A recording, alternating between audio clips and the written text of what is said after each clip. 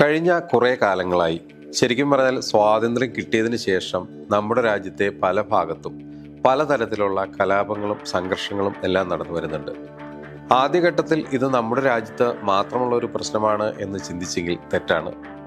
ലോകം മൊത്തത്തിൽ നമ്മൾ പരിശോധിക്കുമ്പോൾ എല്ലാ മേഖലയിലും പല കാരണങ്ങളുടെ പേരിൽ ഒന്നല്ലെങ്കിൽ രാജ്യത്തെ അധികാരത്തിൻ്റെ പേരിലോ അതല്ലെങ്കിൽ സാമ്പത്തികത്തിൻ്റെ പേരിലോ അതല്ലെങ്കിൽ വംശീയമായ പേരിലോ കൂട്ടക്കൊലകളും മറ്റും നടക്കുന്നുണ്ട്.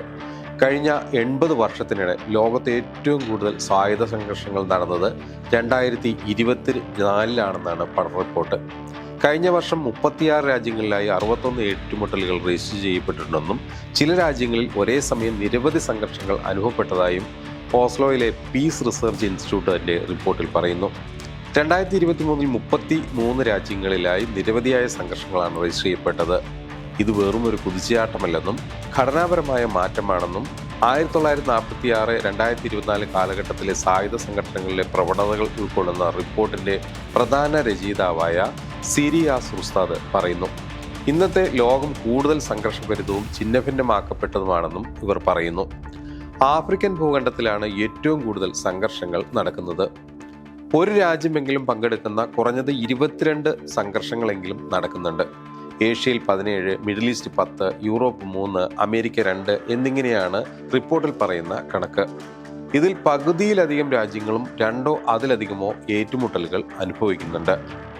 സംഘർഷങ്ങളുടെ ഫലമായി കൊല്ലപ്പെട്ടവരുടെ എണ്ണം 2023 അതേ നിലയിൽ തുടരുകയാണ്. ഏകദേശം 1,29,000 ആണത്. 1989 ശീതയുദ്ധം അവസാനിച്ച ശേഷം ഏറ്റവും കൂടുതൽ ആളുകൾ കൊല്ലപ്പെട്ട 4ാമത്തെ വർഷമാണ് 2024 റിപ്പോർട്ട് പറയുന്നു. ഗസ, ഉക്രൈൻ യുദ്ധങ്ങളും എത്തോപ്യയിലെ ട്രിഗേ മേഖലയിലും ഏറ്റുമുട്ടലുകളിലുമാണ് ഇതുപോലെ തന്നെ മരണസംഖ്യ കൂടുതലായിട്ട് ഉയരാൻ കാരണം.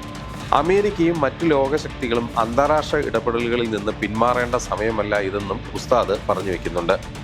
ശക്തമായ അന്തർദേശീയ സമ്മർദ്ദത്തിനിടയിലും ഗസയ്ക്ക് നേരെയുള്ള ആക്രമണം നിർത്താൻ ഒരുക്കമല്ലെന്ന നിലപാടിൽ ഉറച്ച് ഇസ്രായേൽ മുന്നോട്ട് പോകുന്ന സമയത്താണ് ഈ റിപ്പോർട്ട് പുറത്തുവരുന്നത്. സ്വതന്ത്ര ഫലസ്തീൻ രാഷ്ട്രത്തിന് വേണ്ടിയുള്ള മുറവിളി ഗസ യുദ്ധവിരാമ നീക്കങ്ങൾക്ക് തിരിച്ചടിയാകുമെന്ന അമേരിക്ക മുന്നറിയിപ്പ് വരെ നൽകിയിട്ടുണ്ട്. ഗസയ്ക്ക് ഐക്യദാർഢ്യം നേർന്നുള്ള സന്നദ്ധ പ്രവർത്തകരുടെ ആഗോള മാർച്ചിന് കെയ്റോയിൽ തുടക്കമാകും.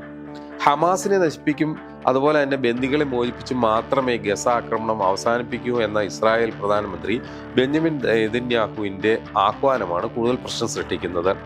20 മാസമായി ഗസയ്ക്ക് നേരെ തുടരുന്ന ആക്രമണം ഉടൻ അവസാനിപ്പിക്കണമെന്ന ലോകരാജ്യങ്ങളുടെ ആവശ്യം തള്ളിയാണ് നെതന്യാഹുവിന്റെ പ്രതികരണം.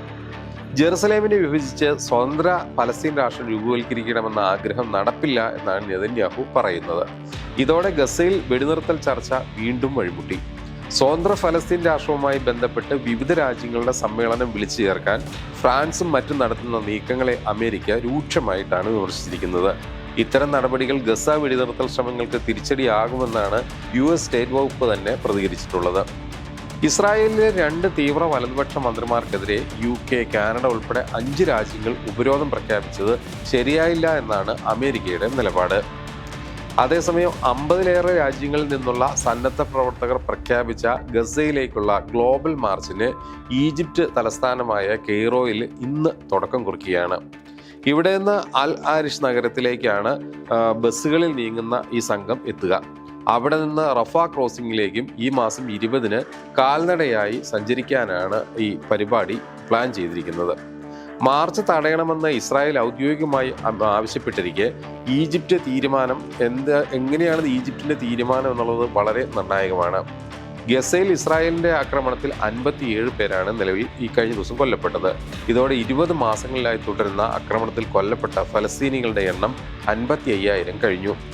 ഗസയിലെ കാൻ യൂനിസിൽ നിന്ന് 2 ബന്ദികളുടെ മൃതദേഹം സൈന്യം കണ്ടെടുത്തതായി ഇസ്രായേൽ അവകാശപ്പെടുന്നുണ്ട്. എന്നാൽ ഈ പറയുന്ന ബന്ദികളെ തങ്ങൾ കൊന്നിട്ടില്ല എന്നുള്ള നിലപാട് തന്നെയാണ് ഹമാസ് മുന്നോട്ട് വയ്ക്കുന്നത്.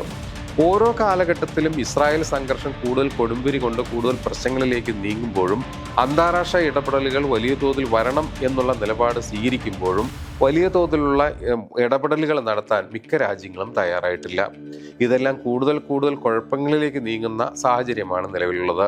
ഉക്രൈൻ പോലുള്ള സ്ഥലങ്ങളിൽ റഷ്യയുമായിട്ടുള്ള പ്രശ്നങ്ങളും പരിഹരിക്കാൻ കഴിഞ്ഞിട്ടില്ല.